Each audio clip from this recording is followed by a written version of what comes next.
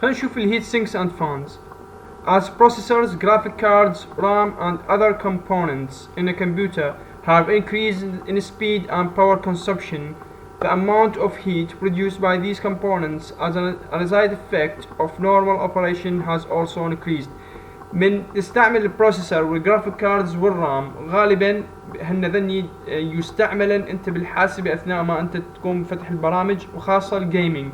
من يزيد الاستخدام او تستعمل خلينا نقول 50% 60% 70% من هذا الكومبوننت، من هذا الانكار رام، ذاكرة عشوائية او كارت الشاشة او معالج مالتك، راح تزداد درجة الحرارة مالته، لان هن داخلين كل اللوجيك سويتشنج، يصير عندك لوزز داخلها تتبدد على شكل حرارة، فهذا هاي الحرارة لازم تتبرد. وقلنا كل ما يزداد السرعة او تزداد عملية استخدامك لنسبة معينة، فرضا 50 60 تزداد اكثر من هاي النسبة لهذا الكومبوننت، لازم يبرد هذا الكومبوننت. ف these components need to be kept within a specific temperature range. لازم نخلي هذين الكومبوننت بضمن درجة حرارة محددة to prevent عمود نحميها من شنو overheating, instability, malfunction and damage leading to shortened component lifespan. يعني ممكن راح يصير بيها زيادة درجة الحرارة، راح ما تشتغل بصورة صحيحة، راح تعطل، راح تخرب، راح ممكن اذا ما صار هذا كلهن يكسر عمر الكومبوننت هذا اللي انت قاعد تستعمله.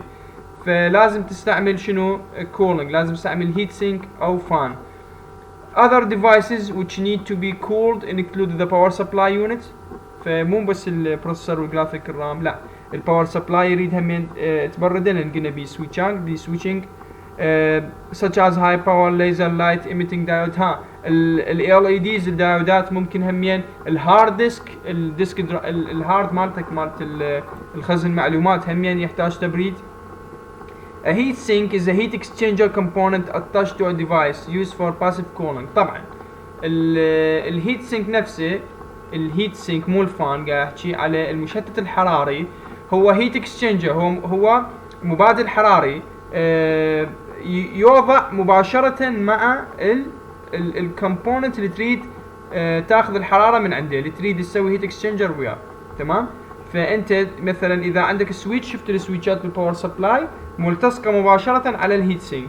البروسيسور جيب الهيت سينك مباشرة راح يصير اتجد سطح على سطح، فيس تو فيس على الفيس اوفر فيس على البروسيسور. تمام. It is designed to increase the surface area in contact with the cooling fluid surrounding it. أكيد. فأنت هو مخصص الهيت سينك عمود يلتصق مباشرة الاريا مالته، كما تزداد كما الحرارة اللي قاعد يمتصها من هذا الجزء الحار بسرعة أسرع يصير. Such as the air, thus allowing to remove more heat per unit time. طبعا أكيد بأنه راح بس تشتيت الحرارة ما يفيد، لازم تستعمل فان على مود تسوي هيت اكسشينج بين الهيت سينك وبين الهواء اللي خلينا نقول سراوندينج. اكو جزء فلويد فلويد مثلا موجود بانابيب معينة. الجيمرز راح يعرفون اللي يلعبون على اونلاين او مولتي بلاير يحتاج كيس مواصفات عالية.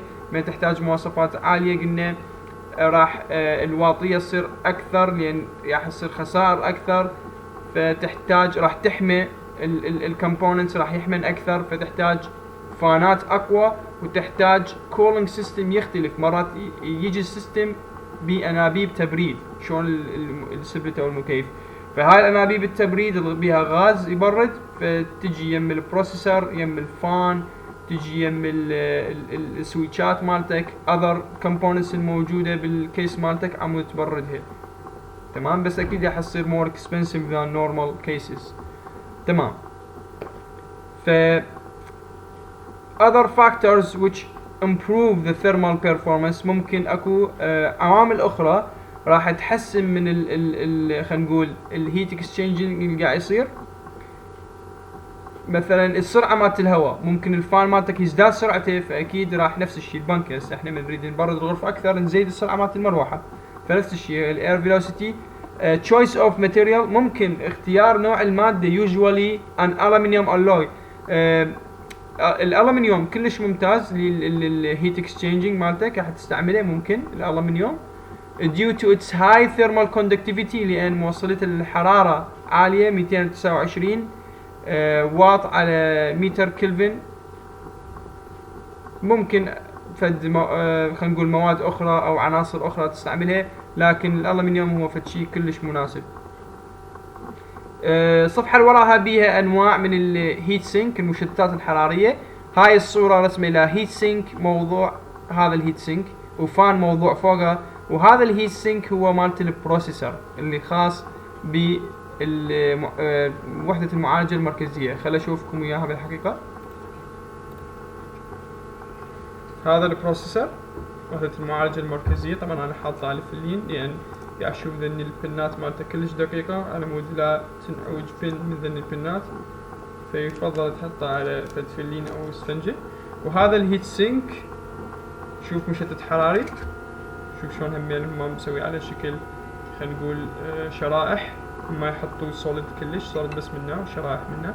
شوف هاي القطعة المربعة يجي البروسيسور على تماس مباشر مع هاي وضع هيجي بهاي الصورة تمام وعلى المذر بورد على تماس مباشر لأن هذا راح يحمي من يظل يشتغل نسبة عالية راح يظل يحمي. طبعا حتى بالصورة الاعتيادية هو بس مجرد يسوي بوت راح يحمي. البروسيسور من يصير بوت وما قاعد يشتغل الفان او هذا حمى والفان ما قاعد يبرد هذا غالبا بانه يسوي ريبوت الكمبيوتر يظل يرست او يطفى يسوي شت داون ما يشتغل بعد لحد ما تلقى غالبا العطل مالتك شنو الفان اللي مربوط هنا على مالت البروسيسور اللي مربوط فوق الهيت سينك تلقاه واقف. صارت هواي هاي ويا اصدقائي بانه الفان تلقاه واقف فممكن نستبدله او ممكن هو مجرد حاشر فد واير معين كيبل من المذر بورد داخل بالفان مالتك. على العموم فاكو فان راح تجي فوق هذا مثل ما مرسوم هنا عندك بالصورة اكو فان مربوط فوقه وهذا الهيت سينك والبروسيسور موجود جوا تمام. هذا البروسيسور فعلى تماس مرات هنا اكو يوضع مثل خلينا نقول سائل معين يساعد على التبريد يوضع على هاي النقطة معينة على هاي او ممكن يوضع تصير عصارة صغيرة تساعد على تشتيت الحرارة بأسرع تمام.